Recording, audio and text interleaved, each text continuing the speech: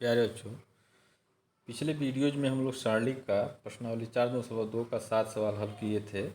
आज हम लोग उसका शेष सवाल हल करेंगे। तो इसका 8वां प्रश्न देखें।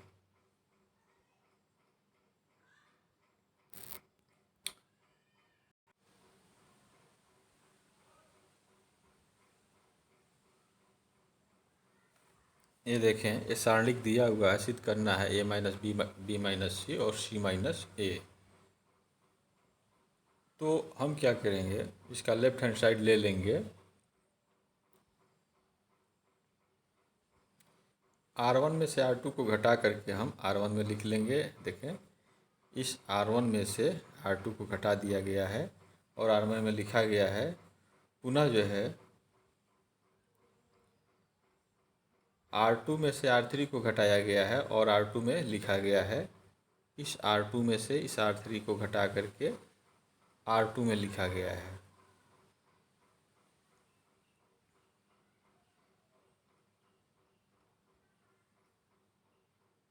अब आप देखें कि R1 से a माइनस बी हम बाहर ले सकते हैं और R2 में से b माइनस सी को बाहर ले सकते हैं। तो बचेगा क्या? पहला रो हो जाएगा 0 1 a plus B, 0 1 b plus C, और थर्ड रो जो है उसी तरह से उतार लेंगे।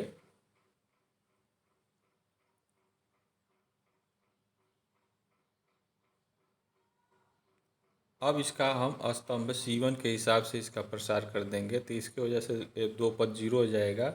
तो C1 को छोड़ेंगे और इस R3 को छोड़ देंगे। तो यह हमारा सारणिक बचेगा।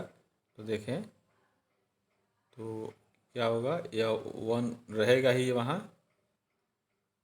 तो इसका गुणा इसमें होगा तो b plus C minus a plus B हो जाएगा। तो माइनस की वजह से माइनस बी हो जाएगा। अब b से यह b कट गया तो c माइनस ए जो है बचा। यह जो है राइट हैंड साइड के बराबर है, इसको आप नोट कर लें। इसी तरह से 8वें का आप दूसरा हल कर लेंगे। a minus B minus C minus A plus B plus C लाना है। तो इसमें से क्या करेंगे, हम सेकेंड रो में से थर्ड रो को घटा देंगे।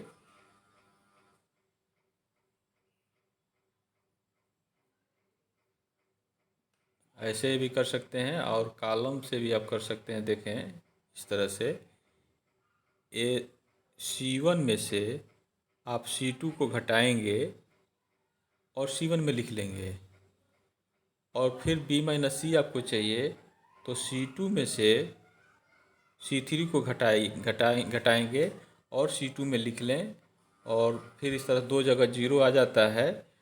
तो a माइनस बी माइनस सी कामन ले लीजिए और फिर उसका आगे जो है आपको रास्ता मिल जाएगा। तो उसको आप स्वतः करेंगे।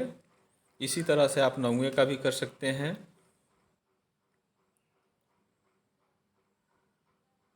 इसका 10वां जो है, देखें, C1 C2 C3 को जोड़ करके C1 में लिख लें। इसमें तो मिलेगा आपको 5x प्लस 4, और वह जो है आप बाहर ले लेंगे। और फिर उसके बाद सारणिक में 2 जगह 0 लाने का आप प्रयास करेंगे। तो इसके बाद आप ये हल हो जाएगा। इसी तरह से आप इसको भी हल कर सकते हैं। C1 C2 C3 को जोड़ करके C1 में लिख लें तो आपको 3y प्लस के मिलेगा, उसको बाहर ले लें और इसमें भी 2 जगह 0 लाने का प्रयास करें और फिर उसके बाद उसका प्रसार कर दें। तो ये आपका हल हो जाएगा। 11 नंबर का प्रश्न आप देखें, ये इम्पॉर्टेंट सवाल है। इसका मान a प्लस बी प्लस सी का होल क्यूब इतना सिद्ध करना है। तो इसका हल आप देखें। इसका लेफ्ट हैंड साइड हम उतार लेंगे, ठीक है, और उसके बाद से आगे करेंगे।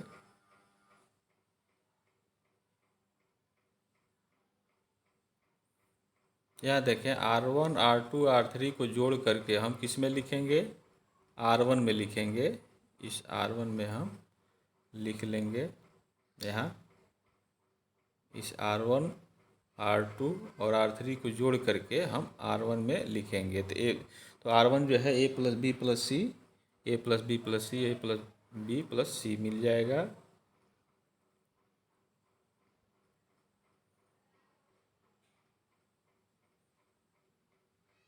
अब आप देखें कि R1 से A plus B plus C हम बाहर ले लेंगे तो R1 जो है 1 हो जाएगा तीनों जगह, और R2 R3 उसी तरह से उतार लेंगे।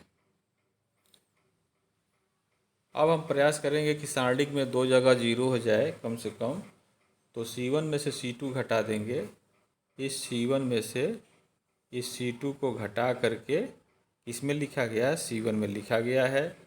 फिर C2 में से इस C2 में से इस C3 को घटाया गया है और C2 में लिखा गया है,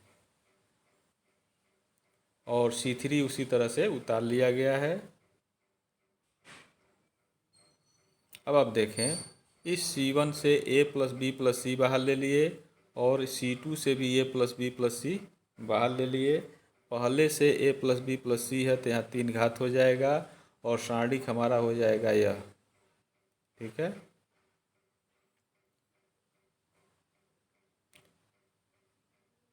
अब इसका प्रसार कर देंगे R1 के हिसाब से।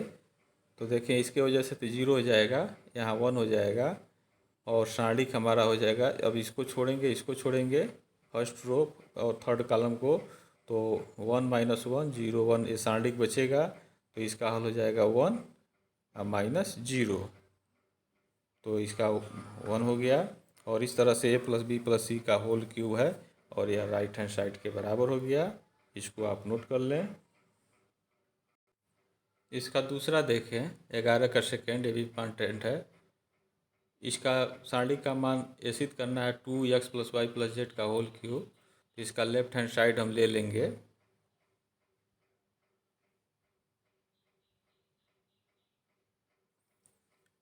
और C1 C2 C3 को जोड़ देंगे, यानी इस C1 को और C2 को और इस C3 को हम जोड़ करके इस C1 में लिख लेंगे, और सेकेंड कॉलम और थर्ड कॉलम को हम उसी तरह से उतार लेंगे।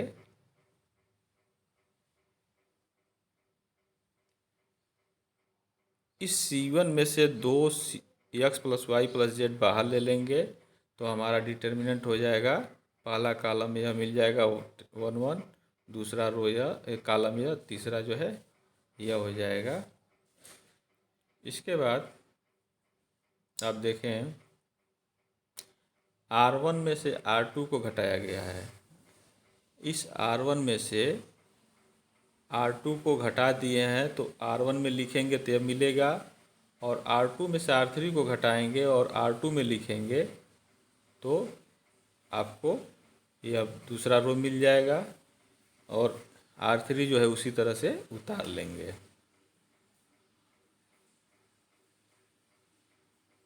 अब आप देखें, R1 से हम x plus Y plus Z बाहर ले सकते हैं, ठीक, और R2 से भी x plus Y plus Z हम बाहर ले सकते हैं। तो इस तरह से आपका यहाँ मिल जाएगा 2x plus Y plus Z का होल क्यूब मिल जाएगा। अब C1 के सापेक्ष इसका प्रसार कर देंगे। C1 के सापेक्ष इसलिए प्रसार करना है, इसमें 2 जीरो मिला है, तो केवल यहाँ इसी के अनुसार करना होगा।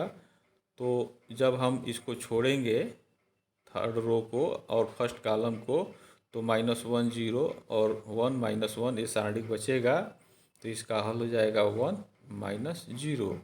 तो इस तरह से यह हो जाएगा 2x plus Y plus Z का होल क्यूब, यह राइट हैंड साइड के बराबर है। इसको आप नोट कर लें। ये 12 नंबर का सवाल आप देखें, ये सारणिक का मान जो है लाना है 1 माइनस एक्स का क्यूब और पूरे का स्क्वायर। इसका लेफ्ट हैंड साइड हम ले लेंगे। अब आप देखें, C1 C2 और C3 को जोड़ करके हम C1 को C2 को और C3 को जोड़ करके C1 में लिख लेंगे। C2 और C3 उसी तरह से उतार लेंगे। C1 से 1 प्लस एक्स स्क्वायर यह बाहर हो जाएगा, तो C1 हमारा यह बचेगा, और C2 जो है उसी तरह से उतार लेंगे। अगला स्टेप क्या होगा, इस R1 में से R2 को घटा करके हम R1 में लिख लेंगे और R2 में से R3 को घटा करके हम इस R2 में लिखेंगे।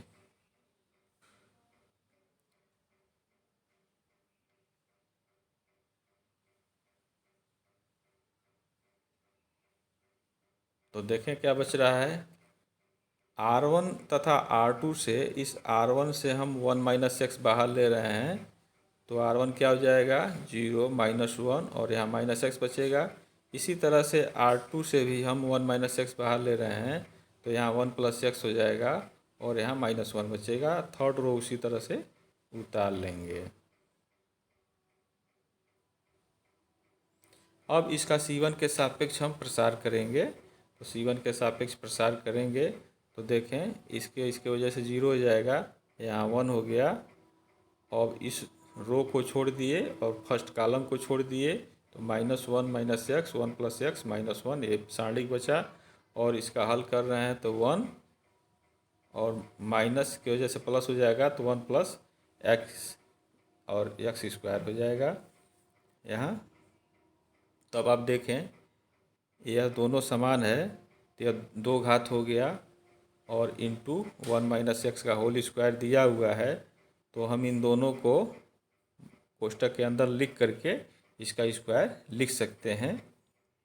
इसके आगे देखें, अब उनको हम ये लिख सकते हैं 1 माइनस एक्स क्यूब का होल स्क्वायर लिख सकते हैं, ये राइट हैंड साइड के बराबर है, तो इसको आप नोट कर लें। इसके बाद 13 नंबर का क्वेश्चन है, देखें इस सारणी का मान जो है 1 प्लस ए स्क्वायर प्लस बी स्क्वायर का होल क्यूब इतना लाना है, तो इसका हम लेफ्ट हैंड साइड ले लेंगे। इसका लेफ्ट हैंड साइड लिया जाएगा, तो देखें क्या किया गया है, R3 में B का गुणा किया गया है, इस R3 में B का गुणा करके इस R1 में जोड़ा गया है। जब जोड़ेंगे तो यह मिलेगा R1, ठीक है, ये R1 मिल जाएगा। और R2 और R3 को उसी तरह से उतार लेंगे। फिर देखें इसको और हल कर रहे हैं, तो हमारा यह मान मिल जा रहा है -b ब्रैकेट में 1 प्लस ए स्क्वायर प्लस बी स्क्वायर। अगला स्टेप क्या होगा, R1 से 1 प्लस ए स्क्वायर प्लस बी स्क्वायर हम बाहर ले सकते हैं, तो यह हो गया बाहर। तो क्या बचा 1 0 माइनस बी, सेकेंड रो और थर्ड रो उसी तरह से हम उतार लेंगे।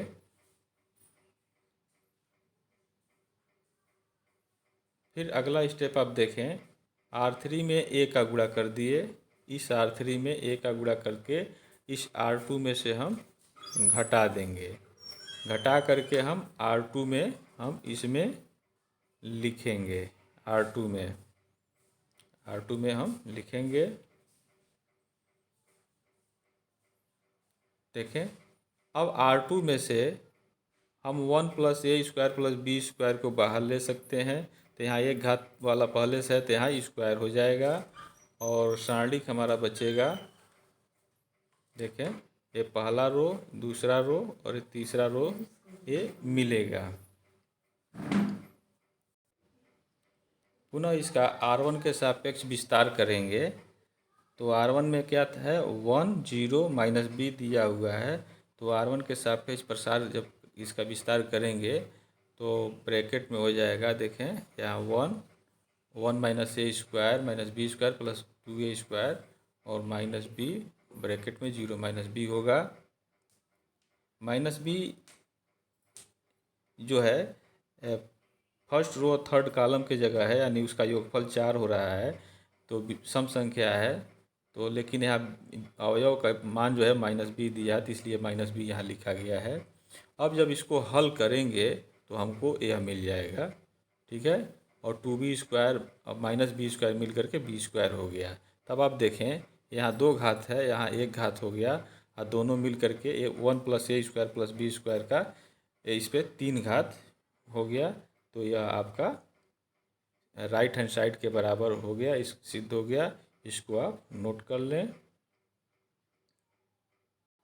14 नंबर का प्रश्न दिया हुआ है, देखें यह इम्पॉर्टेंट है। ये सारणी का मान आपको लाना है 1 + a² + b² + c²। तो इसका लेफ्ट हैंड साइड हम लोग ले करके चलेंगे और इसमें थोड़ा सा ट्रिक है, इसलिए आप इसको देखें ध्यान से। R1, इस R1 से हम a कॉमन ले लेंगे, बाहर लेंगे तो बचेगा a + 1/a b c। R2 से हम b कॉमन ले रहे हैं, R2 से b कॉमन ले रहे हैं, बाहर ले रहे हैं, तो यहाँ a बच गया और यहाँ b धन 1/b और यहाँ c बचा। C से R3 से हम c बाहर ले रहे हैं, तो R3 हमारा यह होगा।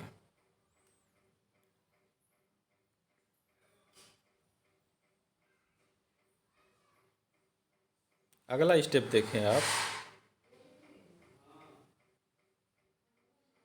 अगला स्टेप, R2 में से R1 को घटा करके इस R2 से R1 को हम घटाएंगे और R2 में लिखेंगे। देखें R1 उसी तरह से उतार लेंगे, इसमें से इसको घटा रहे हैं तो a से a कट गया, -1/a हो गया। यहाँ जो है b से b कट गया, यहाँ 1/b बचा, c में से c निकला तो यहाँ 0 हो जाएगा। उसी तरह से R3 में से R1 को घटा करके, R3 में से R1 को घटाएं करके हम R3 में लिखेंगे, तो R3 हमारा इतना हो जाएगा। अब आप देखें C1 को, इस C1 को हम a से गुणा करते हैं ताकि इसके हर में a है कट जाए, और C2 को हम b से गुणा करते हैं और C3 को हम c से गुणा करते हैं। अब मान लीजिए सारणिक में गुणा कर रहे हैं तो मान बदल जाएगा, तो मान न बदले इसलिए इन a b c से भाग भी कर देंगे। तो देखें जब अंदर हम गुणा किए हैं a से, तो पहला कॉलम यह हो गया, दूसरा कॉलम यह हो गया, तीसरा जो यह हो गया। जब गुणा किए हैं तो हम भाग भी किए हैं, देखिए 1/a b c लिखा गया है। अब a b c से a b c कट गया। अब अगला इसका स्टेप आप देखें, R3 में जो है, R3 में क्या दिया हुआ है, -1 0 1। तो R3 के हिसाब से इसका प्रसार कर देंगे, तो इस वजह से इसका जो है पद क्या हो जाएगा, 0 हो जाएगा। और इसके हिसाब से अगर प्रसार करेंगे तो -1 फर्स्ट कॉलम थर्ड रो दिया है, तो क्या हो जाएगा, यह थर्ड रो फर्स्ट कॉलम 4 हो जाएगा, -1 हो जाएगा। और इसको जोड़ेंगे, छोड़ देंगे तो -c² बचेगा। अगला स्टेप देखें इसका। देखें R3 के सापेक्ष इसका प्रसार करेंगे तो यह -1 था, तो यह 0 -c² मिल गया, और जो बीच में 0 दिया था पद, उसकी वजह से 0 हो गया। और फिर R3 और C3 की जगह 1 दिया है, तो R3 और C3 जब छोड़ेंगे तो उसका जब हल कर देंगे सारणी का, तो मान आ जाएगा। तो आप देखें क्या है, इस माइनस की वजह से प्लस हो जाएगा, +c² a² + 1 + b²। तो 1 + a² + b² + c², ये राइट हैंड साइड के बराबर हो गया, ये सिद्ध हो गया। तो बच्चों अब सारणी का जो है 4.2 हम लोग का समाप्त हो गया है। अब इसके बाद का जो सारणी है वह आपको यूट्यूब वीडियो के रूप में आपको पढ़ाया जा चुका है, जो इस चैनल के वीडियो में उपलब्ध है। आप उसको पढ़ सकते हैं देख करके, और आप सभी उदाहरण को निश्चित रूप से लगाएंगे। अगर कुछ पाना है तो थोड़ा मेहनत करना पड़ेगा। उदाहरण को लगाएंगे, विधिवत बहुविकल्पी प्रश्न भी लगाएंगे, और जो भी पढ़ाया जा रहा है उसको आप देखते रहें, समझते रहें। Thank you very much.